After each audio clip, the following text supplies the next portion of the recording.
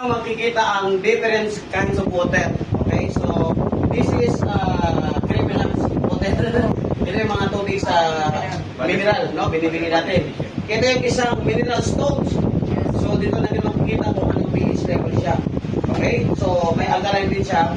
At ito yung alkaline nano plus. So tingnan natin, no? Sa pamamagitan ng gagamitan natin ng pH tester. Okay, so patakan natin ng konti. Bawasan natin kasi marami.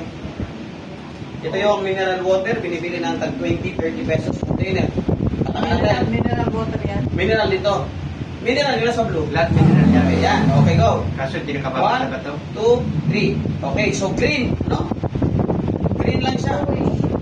Green. Ibig sabihin, neutral. Hindi acidic, hindi rin siya alkaline. Neutral lang. Hindi makakasakit, hindi rin nakagamot. So, at least, neutral, hindi po acidic. Okay, so ito naman, yung mineral stone. Sa ilog ito pinuto. Patakan natin. Okay, so nakikita ninyo, green din. Ibig sabihin, hindi alkaline. Ha? Hindi siya alkaline.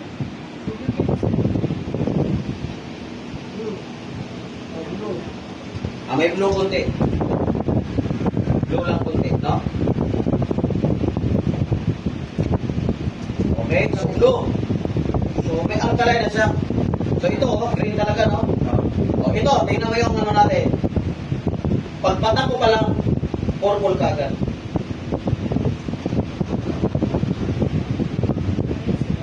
See? Wow! Yan mas ano. Star blue.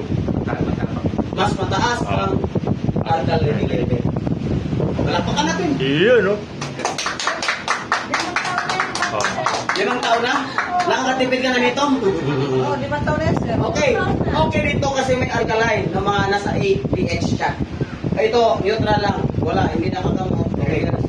Ito ay nasa 10 pH. You can see the difference? Okay. Yes. Yes. See the difference? Matapa ang kulay nito. Okay.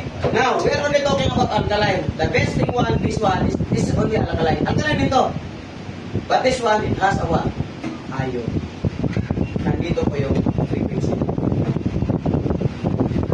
Right. So, alkaline, 10 pH plus with ion. Palakpakan natin. So, isama natin yung nutrition plus alkaline water and ionize para walang sakit makasira sa katawan natin.